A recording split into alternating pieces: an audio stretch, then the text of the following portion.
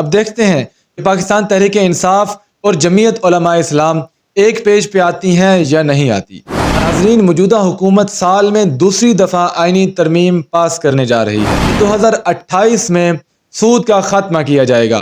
السلام علیکم ناظرین، آپ کا میزبان حافظ مبشر آپ کی خدمت میں حاضر ہے۔ ناظرین، موجودہ حکومت سال میں دوسری دفعہ آئینی ترمیم پاس کرنے جا رہی ہے۔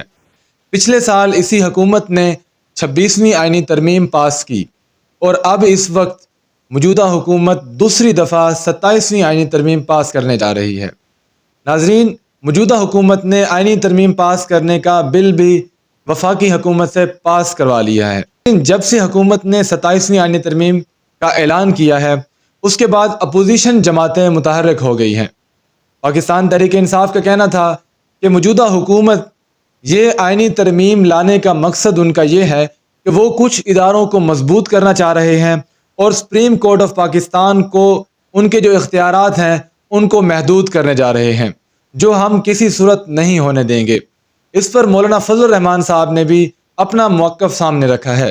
مولانا صاحب کا کہنا تھا کہ 26ویں آئینی ترمیم میں جو شکیں ہم نے نکلوائی تھی وہ تقریباً 34 یا 35 شکیں تھیں، وہ اگر دوبارہ ایڈ کرنے کی کوشش کی گئی تو ہم اس آئینی ترمیم کی شدید مخالفت کریں گے۔ ان کا کہنا تھا کہ 26ویں آئینی ترمیم میں حکومت نے یہ بل پاس کروایا تھا کہ 2028 میں سود کا خاتمہ کیا جائے گا، لیکن اس پر ابھی تک حکومت کی طرف سے کوئی پازیٹیو رسپانس نہیں آیا۔ مولانا فضل الرحمان صاحب کا کہنا تھا کہ اس کے ساتھ 26ویں آئینی ترمیم میں مدارس کی رجسٹریشن کے حوالے سے بھی بل کو پاس کیا گیا تھا، اس پر بھی حکومت نے ابھی کوئی رسپانس نہیں دیا۔ مولانا فضل الرحمان صاحب کا کہنا تھا کہ 18ویں ترمیم نے جو صوبوں کو اختیارات دیے تھے، جس کے تحت صوبے اپنے اپنے اختیارات کے تحت با اختیار ہو کر کام کر رہے ہیں، ان اختیارات کو کم کرنے کی اگر کوشش کی گئی تو ہم 27ویں ترمیم کی مخالفت کریں گے۔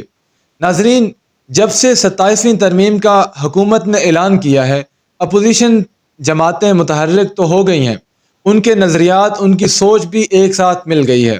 اب دیکھتے ہیں کہ اس حوالے سے، اس سوچ کے تحت، چونکہ جتنی بھی اپوزیشن پارٹیاں ہیں تقریباً سب کی سوچ ایک ہی ہے کہ ہم نے 27ویں ترمیم کو پاس نہیں ہونے دینا۔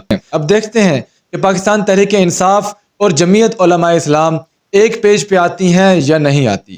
ناظرین، اس بارے میں آپ کیا رائے رکھتے ہیں کہ 27ویں آئینی ترمیم کو پاس ہونا چاہیے یا نہیں ہونا چاہیے؟ کمنٹ سیکشن میں لازمی بتائیے گا۔ ملتے ہیں نیکسٹ ویڈیو میں، تب تک کے لیے اللہ نگہبان۔